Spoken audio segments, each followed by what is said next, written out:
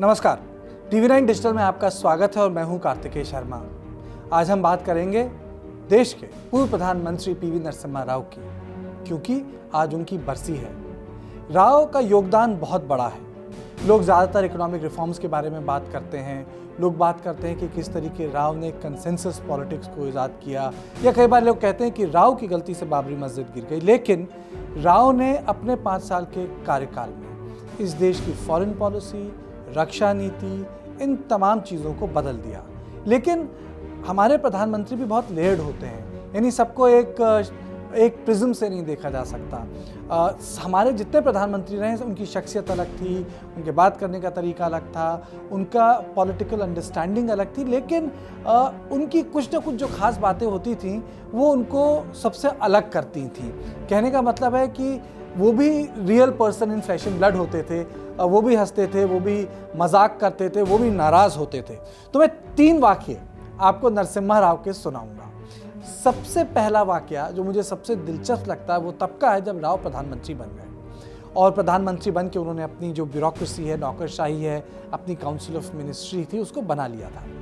उनके एक मित्र थे BPR विट्ठल। BPR विट्ठल उनको 1956 से जानते थे। जब वो करीमनगर से चुनाव जीते थे तब BPR विट्ठल IAS ऑफिसर, बतौर IAS ऑफिसर रिटर्निंग ऑफिसर थे।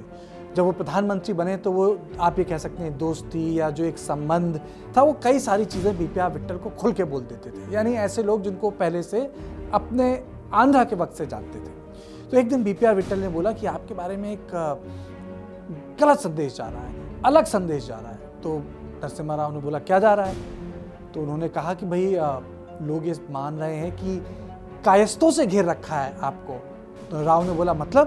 तो बोला देखिए आपके कैबिनेट सेक्रेटरी कायस्थ हैं, आपके प्रिंसिपल सेक्रेटरी कायस्थ हैं, आपके इंडस्ट्री सेक्रेटरी कायस्थ हैं, यानी AN वर्मा, मिस्टर चंद्रा।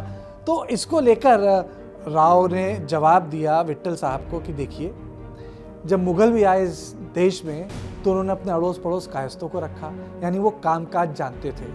फिर उन्होंने बोला कि निज़ाम, उनके प्राइम मिनिस्टर कायस्थ रहे, नौकरशाही में कायस्थ रहे, यानी वो कामकाज जानते थे।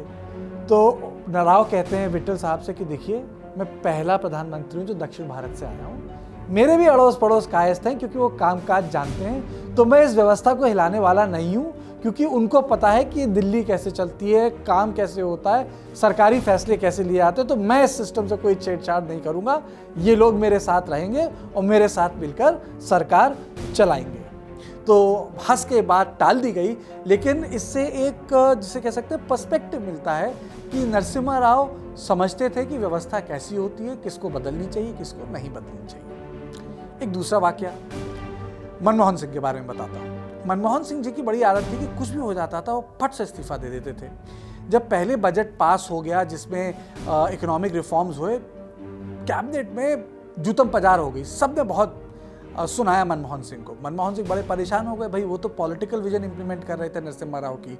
पूरा का पूरा इकोनॉमिक रिफॉर्म्स PM से पूछ के किया गया था। गाली खा रहे थे मनमोहन सिंह, तो उन्होंने अपना इस्तीफे देने की पेशकश कर दी। तो नरसिम्हा राव बोले कोई ज़रूरत नहीं तुम्हें इसकी, तुम अपना काम करो। तो मनमोहन सिंह अपना इस्तीफा लेके चले गए। फिर उसके बाद आपको याद होगा कि एक स्टॉक मार्केट में कांड हो गया था, मुंबई वाला, उसको लेके भी बड़ी उंगलियां उठी मनमोहन सिंह पे। मनमोहन सिंह फिर पहुंच गए नरसिम्हा राव के पास, फिर बोले मैं इस्तीफा देना चाहता हूं, ले लीजिए, बहुत एम्बैरेसमेंट हो रहा है। नरसिम्हा राव बोले नहीं, ऐसी कोई ज़रूरत नहीं है, तुम अपना काम करो, अच्छा काम करो। तीसरी बार क्या हुआ, जब BCCI कांड हुआ जिसमें जो फैसला मनमोहन सिंह ने ले लिया था उसको लेके फिर लोगों ने बोला कि भाई ये तो गलत फैसला था, वित्त मंत्रालय का परमिशन कैसे दी गई और फलाना ढिकाना। इस बार मनमोहन सिंह ने फिर इस्तीफे की पेशकश कर दी। इस पे नरसिम्हा राव पिनक गए। अब नरसिम्हा राव की आदत थी जब वो गुस्सा होते थे तो कुछ ज़्यादा बोलते नहीं थे, वो चुप हो गए। आप जिसे मैं हिंदी में कहता हूँ चुप बैठ गए। अब मनमोहन सिंह बड़े परेशान, हफ्ते भर से कोई बात ही ना आए भैया प्रधानमंत्री के घर से। अब मनमोहन सिंह को समझ में ना आए कि वो क्या करें, अब इस्तीफे की पेशकश कर चुके हैं, तो बड़े परेशान हो गए मनमोहन सिंह। तब उनके पास PVR के एक जो मीडिया के सेक्रेटरी थे वो वहाँ उनके पास पहुँचे, बोले भाई तुम बार बार अपना इस्तीफा देते रहते हो बॉस को।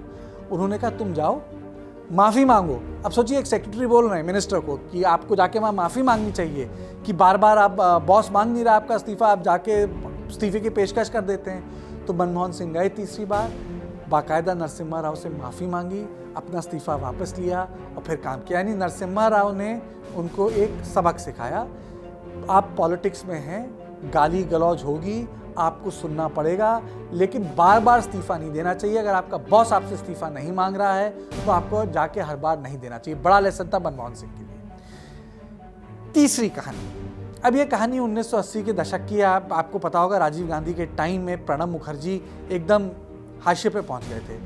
ट्रस्ट फैक्टर जिसे कहते हैं वो गायब हो गया था प्रणब मुखर्जी और राजीव गांधी के बीच में। अब वो एमपी भी नहीं थे तो अपने लुटियंस दिल्ली का बंगलो छोड़ के वो जीके में आ गए थे, जीके 2 में रहते थे। अब प्रणब मुखर्जी जब से लेक्चरार थे तब से रोज़ एक डायरी लिखते थे। अब एक दिन क्या हुआ कि जीके 2 में जैसा घर था उनका अपना, वहाँ बारिश हुई दिल्ली में, उनकी पूरी डायरीज भीग गई, डिस्ट्रॉय हो गई। नरसिम्हा राव को पता लगा तो उन्होंने फ़ोन करके बोला कि भाई आप तो डायरीज में बड़ी वैल्यूबल चीज़ें लिखते हैं, तो आप एक काम कीजिए कि मैं आपको एक स्टेनोग्राफर देता हूँ, दोबारा से अपनी डायरीज को उसको रीडिक्टेट कराइए। तो नरसिम्हा राव ने फ़ोन करके, जब मंत्री थे राजीव गांधी के साथ, उन्होंने नरसिम्हा राव ने फ़ोन किया प्रणब मुखर्जी को, प्रणब मुखर्जी ने अपनी डायरीज डिक्टेट की दोबारा। लेकिन आज प्रणब मुखर्जी की कई किताबें हैं, लेकिन आज भी लोग कहते हैं कि वो डायरीज कहाँ हैं जो दोबारा से प्रणब मुखर्जी ने लिखवाई थी, क्योंकि स्टेनोग्राफर नरसिम्हा राव ने भिजवाया था। तो ये 3 कहानियां मैं आपको नरसिम्हा राव की इसलिए बता रहा हूं कि रहे तो वो 5 साल इस देश के प्रधानमंत्री, लेकिन एक लंबी छाप छोड़ गए। तो TV9 डिजिटल में बस इतना ही। देश और दुनिया की बाकी खबरों के लिए देखते रहिए TV9 डिजिटल।